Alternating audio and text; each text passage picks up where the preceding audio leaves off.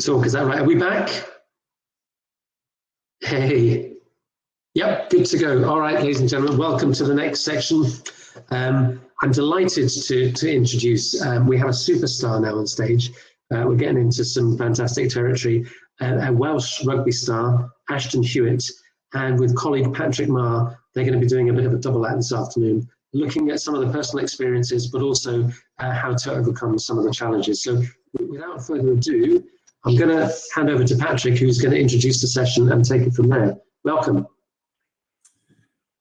Thanks, Alex, and great to meet everybody and hear such amazing stories. So Ashton and I are going to double act, as you say, so I'm going to just do a bit of introductions. I think, Scott, you might have a couple of slides for me, if it's possible to share, and then I'll perhaps ask Ashton and a couple of questions and perhaps summarise at the end. So yeah, if you could do the next slide, Scott. So this is me quickly. So I wear two hats. So I'm the owner-director of Leading Edge. So we do sort of high performance development, teams, change, leadership with, I think I'm on the stage there with Mars, who are our biggest client across the world. We work with Levi's, Jaguar Land Rover, Whitbread, many corporates. And also we have a strong association with high performance sports. So we do all the character development for England Rugby, for the FA, technical directors for some Premiership clubs. And we're lucky to work with the BOA and have a number of athletes and Olympians on our team. And the other hat I wear on the left-hand side there, I'm doing my role as mental skills and leadership coach for the Newport Dragons. So we're a rugby side in Wales. And I was particularly attracted to take a sort of hands-on role there because of some of the things that we wanted to change. And I'll get Ashton to talk a bit more about that in a moment. So could maybe flip the slide for us, Scott. So I just wanted to introduce you to Ashton. Here's some of my favourite pictures of him. If we were on a stage, I'd be looking for some whooping and hollering. Now you can see him there scoring an amazing try. He was announced today as the Iron Man of Pro 14. I don't know if you've seen that yet, Ashton. He's on the top left there, being interviewed by the BBC. He's been very active in many of the issues that have been current for us, particularly the Black Lives Matter movement. He's half Welsh and half Jamaican and proud, as the picture there says, and probably will get our biggest whoop for. He's the person widely attributed to getting Katie Hopkins kicked off Twitter for some of the pretty awful stuff she said about both Ashton and Marcus Rashford. So, and then probably my favourite in the bottom corner there, having watched Ashton score a lovely try, he's making a celebration there with an A. And perhaps if you could take the slide down, Scott, we'll get Ashton to start by explaining the A celebration, Ash. Thanks for the intro, Patrick, and for putting on display my variety of lockdown haircuts, which weren't too great. And thanks for everyone for listening to us today and the invitation to come on. Like Patrick said, there's a particular photo on the introduction slide where I was doing an A for a celebration. It was meant to go pretty much under the radar at first, but the media got onto it, and it basically came around that, as some of you may or may not know, I've been speaking out quite a bit on racial equality and social justice, both inside sport and throughout society, as part of the momentum gathered by the protests that have been going on around the topic over the last year or so. And I found that one of my biggest feedbacks, and the people that I influenced more heavily was a lot of students, particularly young students from diverse schools that had very similar experiences to me, especially ones that I had when I was younger. So they're probably the ones that hit me the most. So I've made a conscious effort to go and speak to these kids and meet them face to face as much as I can throughout this whole pandemic that's been going on. And one particular kid sent me a letter on social media and invited me to come and see him in his school. And in his letter, he told me about how upset and scared racism can make him feel.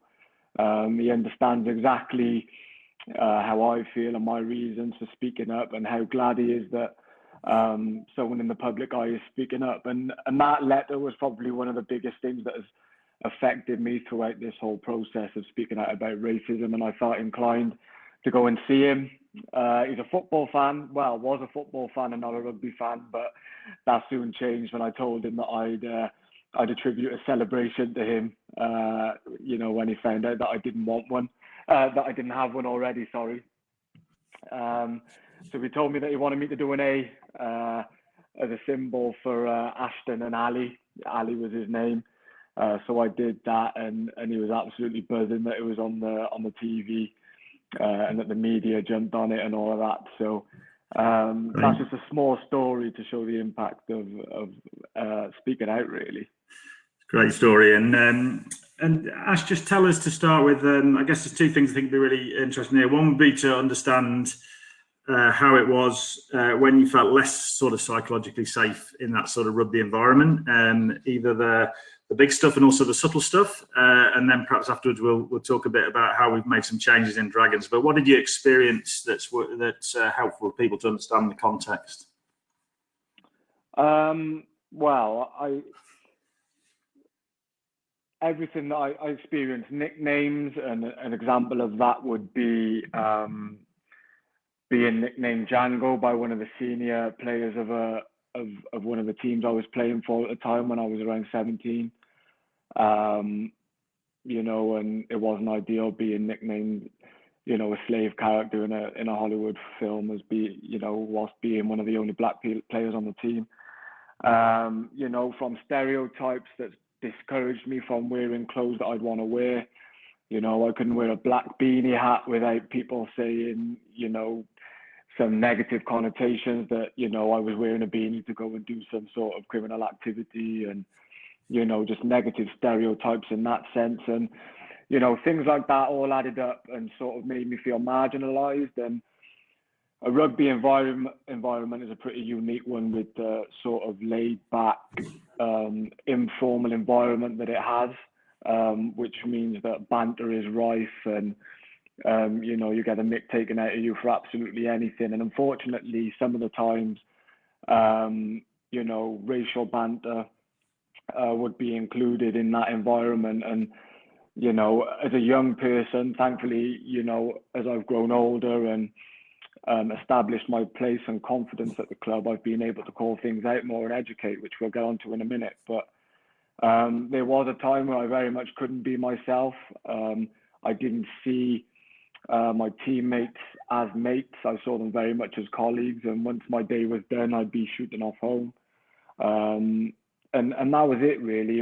It was very much a feeling of being marginalized, with no confidence to speak up about things that were really affecting me and impacting how I felt in that environment.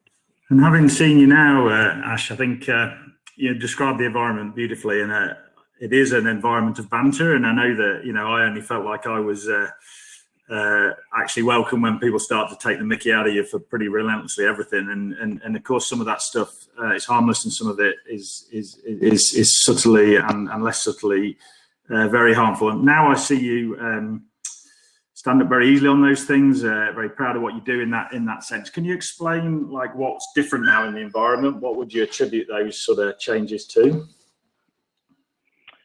One of those things is sort of grown confidence in myself, and that sort of maturity piece, which is a process that I've gone through personally. But I think more importantly would be the way the club has reacted to everything that's gone on, and the platform and the support that they've given me. And without that support, I wouldn't have been able to have the confidence to do anything that I've done so far, really, in terms of anything that I tweet, all of the talks that I've done, going to visit schools, and most of all, giving my honest opinion about something that a lot of people see as controversial and political. A lot of the time we see, professional athletes getting encouraged to stay out of such issues and remain neutral and, you know, a lot of criticism from the wider public encourages us to just stick to what we know being our sport. But that hasn't been the case with the club, and it's just been so refreshing and so empowering. And that comes down to personal relationships between, you know, the director of rugby, the coaches, even the CEO, chairman. I've had personal conversations with them all, who have all been looking to get educated on everything that I've spoken about. Honesty on their behalf in not fully understanding what I'm going through, or, you know, some of the things that I've said, but they've actively seeked out that information, whether it be from me or elsewhere. You know, optically on social media, because I've gone through, you know, I've gone through a lot of situations on Twitter in terms of social media abuse and things like that. They've been the first to my defense, you know, and putting it out there that something needs to be done. And most recently and probably most importantly, they've remained proactive, even though the topic sort of died down a bit. You know, the protests have fallen off.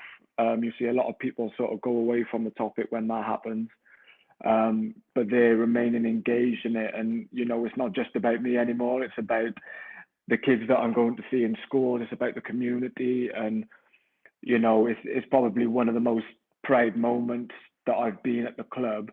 You know, I had the call as recent as yesterday, you know, with the general manager, who's got all of these plans to engage with the community and educate and employ new members of staff to deal with the situation, and, you know, sort of collaborate on it with me, you know, a whole learning process for everyone, and really do something meaningful.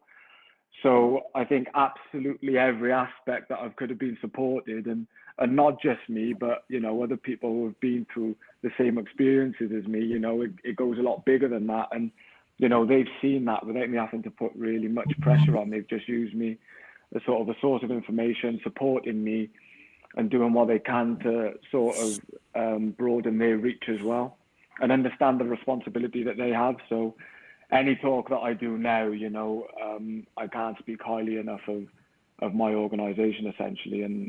And, you know, the change in how I feel from when I was 17, 18, 19, 20 to where I feel now is such a huge shift. And like I said, I couldn't be more proud. No, thanks for saying that. So one of the things I think that I took for that, and I'm going to ask Scott if you could just perhaps put that last slide up as a summary, but we ran something recently about, you know, what has psychological safety got to do with high performance, and I think it's massive, actually. So I think, you know, it's no secret, those that follow rugby, that Ashton's absolutely smashing in his game, and actually to be able to be yourself in an environment allows you to perform at your absolute best. So we know that to be true. One of the things that we sort of like to do from a leading edge point of view is to try and transfer those sort of insights from our work in high performance sports. So I would just sort of, you know, risk of, I know you guys know this, but just to grab sort of three big points that I've taken from the experience. So I think the big one is probably talk to the person, not the athlete. So I think what I hear from Ashton regularly is that he feels comfortable because Dean as the DOR, as David as the chairman, they are Dean and David, and they talk to him as Ashton, and not as a rugby player. So I think that's really important in a business, to be able to talk to the person, not the finance director or the marketing person. I think the support that's visible and authentic, the sort of optics. What again Ashton's talked to me often about is the rawness of coming in straight behind something that's important to him. So this hasn't been sanitized through a PR department. This is somebody's opinion that comes sort of immediately if you agree with the point on social media. And I think the final one, you know, valuing those challenging moments. I know that one of the big things for Ashton was it's been a big deal in rugby around people taking the knee for Black Lives Matter, and for many of our players, it's you know, it's an interesting thing for them to decide whether that's right for them. And one of the things that Ashton helped us with earlier is it's not about us all doing the same thing, but it is about us having the right conversations, and actually to use those moments to get people talking about the subject. It doesn't actually matter ultimately what you do, so long as we've had the right discussions. So So yeah, so they're the three big insights for us. Thanks for giving us the time to come in and share our story. And yeah, we hope we've also got some more Dragons fans. You're on mute, Alex, I think.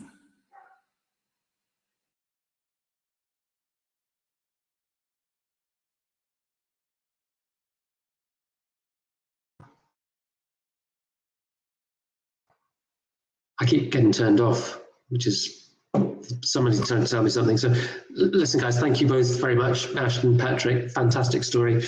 I wish we had more time, because I'm sure the audience, if you've been watching the chat feed on the side, we'd really love to have a kind of further and deeper conversation. One thing I would say is that you're lucky to have a variety of lockdown haircuts. I just have the one. Really glad that you've taken the time to speak to us about difficult topics, about racism. Those daily incivilities must be exhausting, really challenging, and it's just, you know, fantastic to see how you've overcome that. I think also the importance of having strong support behind you makes a difference. And Patrick, your summary around, you know, ultimately about good performance, organisations need to recognise that they need to create the conditions where people can be themselves. So my summary from that, I'm not going to summarise your summary because I couldn't do it justice, but keep speaking up authentically. You know, there's something about you being able to be you and having that backing to do so. Obviously, the consequences for those that aren't Welsh Dragons or the Welsh team supporters are probably going to be on the losing side, but hey ho. Thank you very much again.